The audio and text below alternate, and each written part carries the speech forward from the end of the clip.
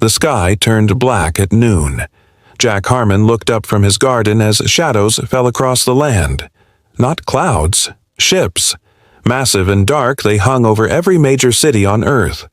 Jack dropped his tools and ran inside. "Diane, turn on the news." His wife was already staring at the screen, her face pale.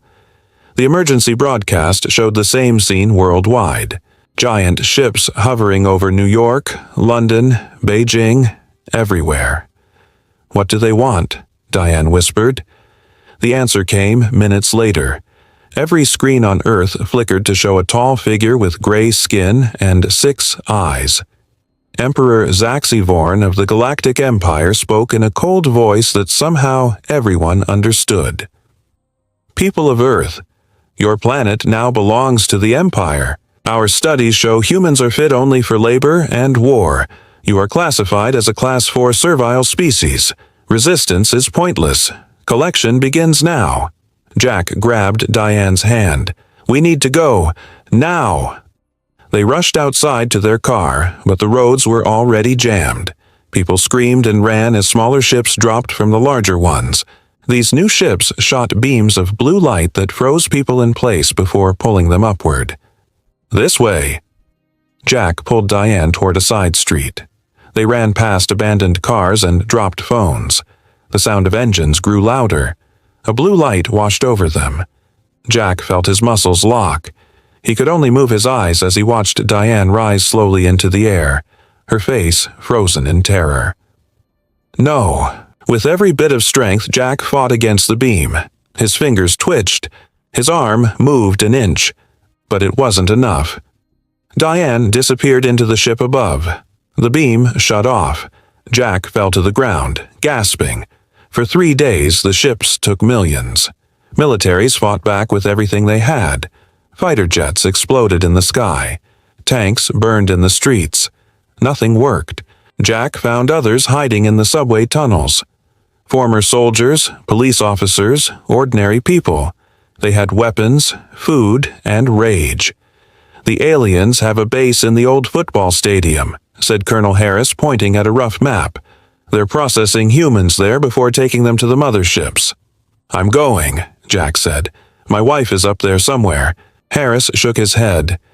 "Suicide mission. We need to be smarter." A man in a lab coat stepped forward. "I might have something." Dr. Alan Wright looked exhausted, his glasses taped together. "I was studying the alien tech from a crashed scout ship. Their systems have a weakness. And I found something else." He opened a case containing a metal device. "This can enhance human neural pathways, make someone faster, stronger, able to interface with their technology. But it's experimental, dangerous." "I'll do it," Jack said without hesitation. The procedure hurt more than anything Jack had ever felt. They strapped him down as Dr. Wright injected the metal fluid into his spine. Jack screamed until his voice gave out. His vision blurred with tears and strange new colors. When he woke, everything felt different. Sharper, faster. He could hear conversations 3 rooms away, could feel electricity running through the walls. Colonel Harris burst into the room. "Jack, you need to see this." On a salvaged screen, they watched as Empire ships that had left Earth days ago returned. But they were damaged, some trailing smoke. One crashed into the ocean. "What happened to them?" someone asked. Harris smiled for the first time since the invasion. "Looks like our people up there aren't being very cooperative." Jack stood up, testing his new strength. "Then it's time we weren't very cooperative down here either." The captured Empire ship provided answers. Humans taken as slaves had fought back. They had damaged engines, killed guards, and, in 3 cases, crashed ships into Empire bases. The aliens had not expected such resistance. "They thought we would be easy to control," Colonel Harris said, studying the ship's data screens. They were wrong. Jack flexed his enhanced hand. Since the procedure, his strength had doubled. His mind worked faster. He could understand the alien language without trying. "We have the element of surprise," Jack said. "They think we're weak." Dr. Wright nodded. The neural enhancements worked better than expected. We have 12 more volunteers ready. 1 week later, Jack led the first attack team. 13 enhanced humans against an Empire outpost built in the ruins of downtown Chicago. They moved through sewers, their new abilities letting them see in the dark. "Remember," Jack whispered, "we need prisoners and data. Find out where they're taking our people." They emerged into the basement of a former bank building. Empire guards patrolled the halls with energy weapons. Jack moved first, faster than human eyes could track. He took down 3 guards before they could fire a shot. The team spread through the building. Jack accessed a computer terminal, his enhanced brain connecting directly with the alien technology. Images flooded his mind. Processing centers, slave ships, humans in cages. Then he saw it, a facility called Extraction Point Alpha, and a list of special subjects being held there. Diane Harmon. Status: selected for Enhancement Program. Jack's heart raced. "I found her," he said into his comm. "She's alive." An alarm blared. Red lights flashed. Empire soldiers rushed into the room, firing energy weapons that left smoking holes in the walls. Jack ducked behind a console. His team returned fire with stolen alien weapons. The air filled with light and smoke. "We need to move," shouted Rivera, one of the enhanced soldiers. They called for backup. Jack downloaded the facility data and ran. The team fought their way to the roof where they had hidden a small Empire shuttle. Bodies of alien soldiers lay behind them. As they flew away, Jack studied the information. Extraction Point Alpha was on a moon base, heavily guarded, but there was something else. "They're not just taking slaves," he told the team. "They're experimenting on some of us, trying to make weapons." Back at the Resistance base, they planned the next move. They needed more ships, more weapons. "There's another species fighting them," Jack said, showing images from the data. "The Krell. They were enslaved 50 years ago. They have technology that could help us." Colonel Harris looked skeptical. "How do we find these Krell?" "There's a prison ship orbiting Mars, full of Krell rebels." The mission was approved. 3 days later, Jack led a team to the prison ship. The fight was brutal. Half his team was injured, but they succeeded. The Krell leader, a tall being with 4 arms and metallic skin, studied Jack with glowing eyes. "You freed us. Why?" "We have the same enemy," Jack said. "We need allies." The Krell nodded. "We have ships hidden in your asteroid belt, weapons your people could use." With Krell help, they captured an Empire battlecruiser, a ship big enough to reach Extraction Point Alpha, big enough to save Diane and the others. As they prepared to jump to Empire space, Jack received a transmission on a secure channel. His heart stopped when he saw the face on the screen. Diane? Her eyes were different. Metallic implants showed on her neck and forehead. When she spoke, her voice was flat. "Jack Harmon, do not come for me. I am not a prisoner. I serve the Empire now, and I have been ordered to kill you." Jack stared at the screen long after Diane's face disappeared. The crew around him stayed silent. "They changed her," he finally said. "Made her into something else." Krell Commander Vextar placed a metal hand on Jack's shoulder. "The Empire does this to many species. They call it optimization." "Can it be reversed?" Jack asked. "Perhaps, but first we must find her." The battlecruiser jumped to Empire space. Meanwhile, Earth fought back harder than ever. Enhanced human soldiers led attacks on Empire bases worldwide.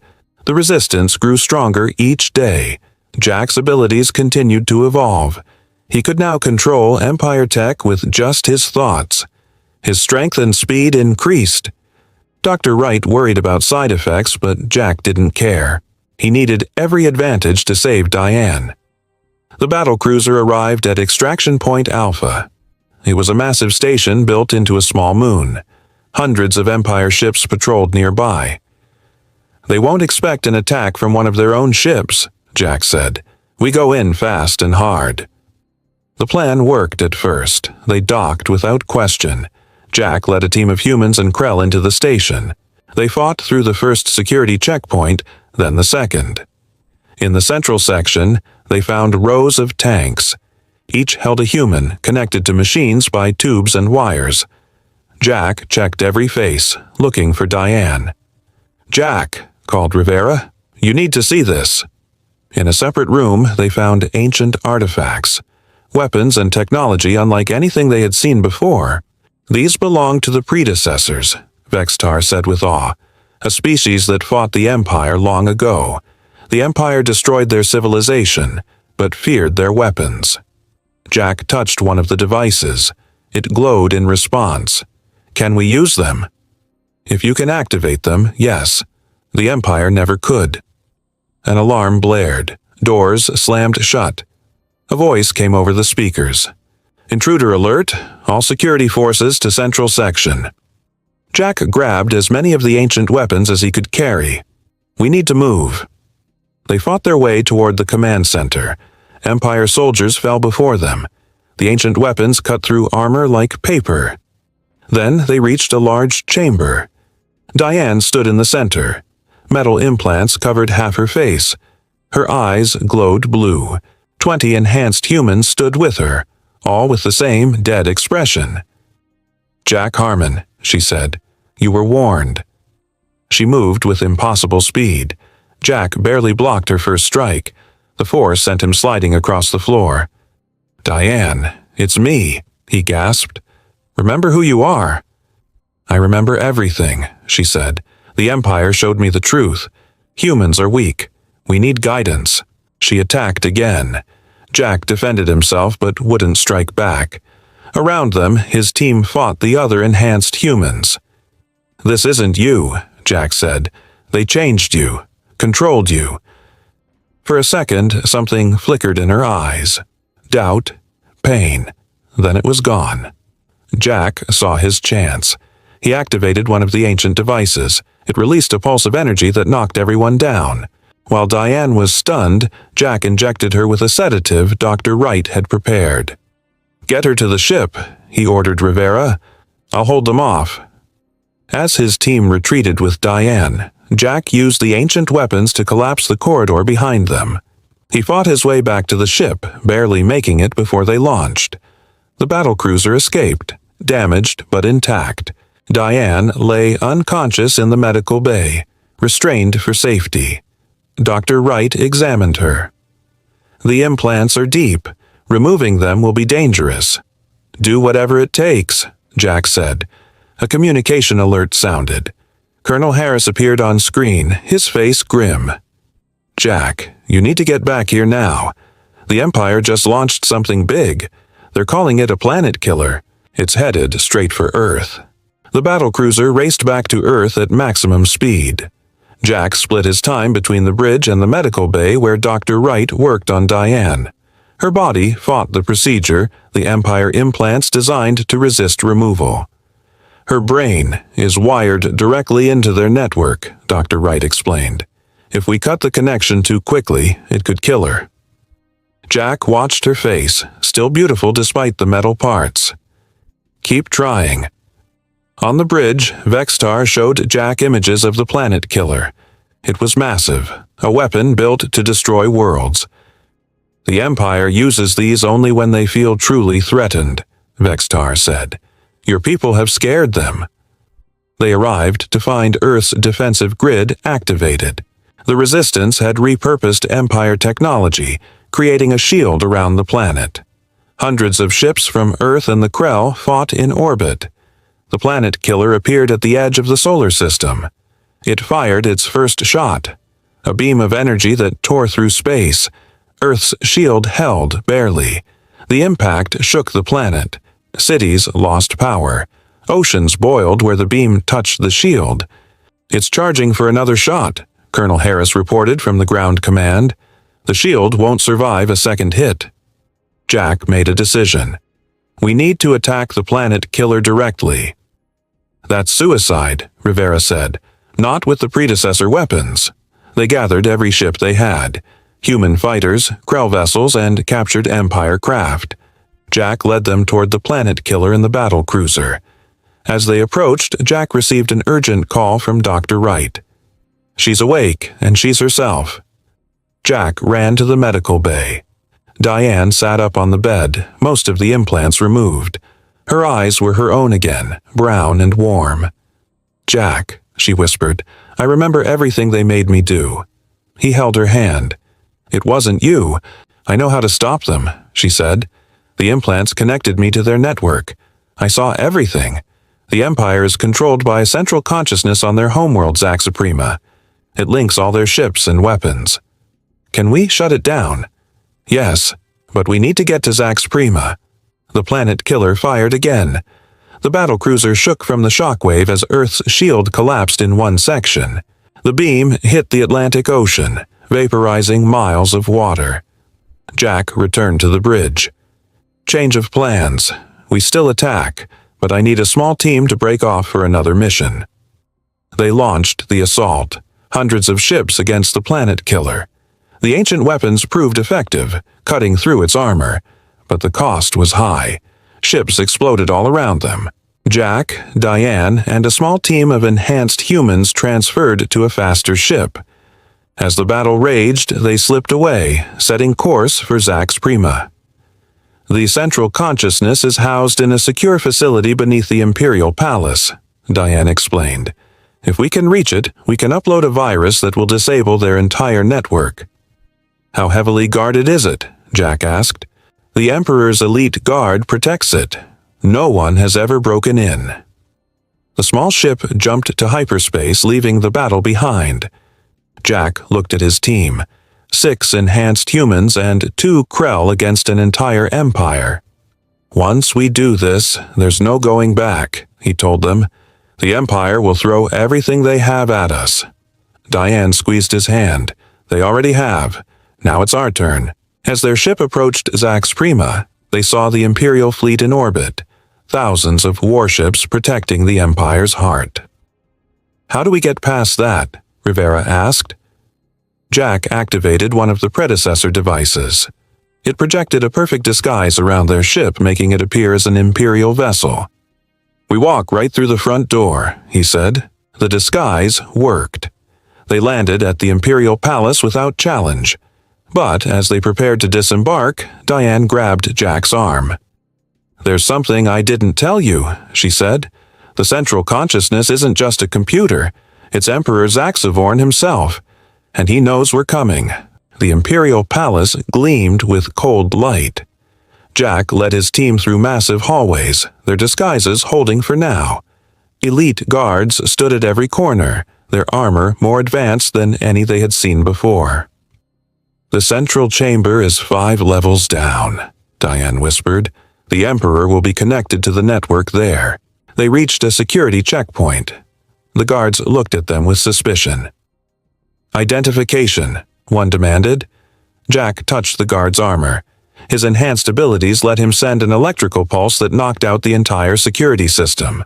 Alarms blared immediately. "So much for the quiet approach," Rivera said, drawing her weapon. They ran for the central elevator. Guards fired at them from all directions. The team fired back with predecessor weapons, cutting through armor and walls. 2 of their team fell, then another. Jack felt a shot graze his shoulder. The pain fueled his rage. They reached the elevator and descended. When the doors opened, they faced a chamber unlike anything they had seen before. A vast room filled with glowing technology. In the center, Emperor Zaxavorn floated in a tank of blue liquid, countless cables connected to his body. "Jack Harmon."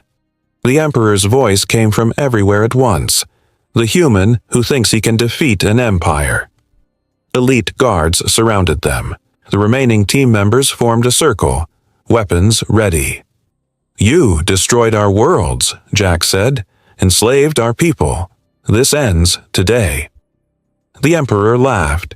"Your species is young, primitive. We have ruled the galaxy for 10,000 years. Not anymore." Jack and Diane fought their way toward the central tank. The rest of the team held off the guards. More fell. Soon, only Jack, Diane, and one Krell warrior remained. They reached the control panel beside the Emperor's tank. Diane connected to it, her remaining implants giving her access. "I need time," she said. Jack and the Krell warrior stood back to back, fighting off waves of guards. The Krell fell, saving Jack from a shot that would have killed him. "Almost there," Diane called. The Emperor's voice grew angry. "You cannot defeat me. I am the Empire." "You're wrong," Jack said. "You never understood humans. We don't submit. We don't surrender." Diane finished her work. "It's ready, but one of us needs to connect directly to upload Earth's data." Jack knew what that meant. Someone had to physically connect to the system, risking their mind in the process. "I'll do it," he said. Diane shook her head. "We do it together." They each took a neural connector. As guards closed in, they plugged into the system. Pain shot through Jack's body. His mind expanded, suddenly connected to the entire Empire network. He saw ships, planets, billions of beings, and he felt the Emperor's presence, ancient and cold. Together, Jack and Diane pushed back. They uploaded Earth's history, not just the invasion, but everything. Human suffering, human triumph, the pain of loss, the joy of love, the fierce, unbreakable will to be free. The Emperor screamed as human emotion flooded the network. Across the galaxy, Empire ships stopped in mid-flight, weapons powered down. Slave camps opened their gates. "What have you done?" the Emperor gasped. "We showed them the truth," Jack said. The network collapsed. The Emperor's tank cracked, spilling blue liquid across the floor. Jack and Diane disconnected, falling to their knees. Guards stood frozen, suddenly free of central control. Some removed their helmets, revealing faces of different species. They looked lost, confused. "It's over," Diane said. Reports came in from across the galaxy. Empire forces surrendering. Slave species rising up. The planet killer destroyed by the combined Earth and Krell fleet. 6 months later, Jack and Diane stood on a hill outside the rebuilt Denver. The night sky looked different now. Thousands of small lights moved between the stars. Ships from 100 worlds, free for the first time in millennia. "They're calling it the human revolution," Diane said. "Species that were enslaved for generations are building new governments." Jack took her hand. The scars from their implants would never fully heal, but they had survived. "What do you think happens next?" he asked. Diane looked up at the stars. "We rebuild. We remember those we lost, and we make sure nothing like the Empire ever rises again." Across the galaxy, memorial beacons lit up on thousands of worlds, honoring the billions who died before victory. And at the center of it all was Earth, once targeted for slavery, now the heart of a new, free alliance. The Empire had declared humans slaves. Earth had answered with wrath that erased civilizations, and from the ashes something better would grow.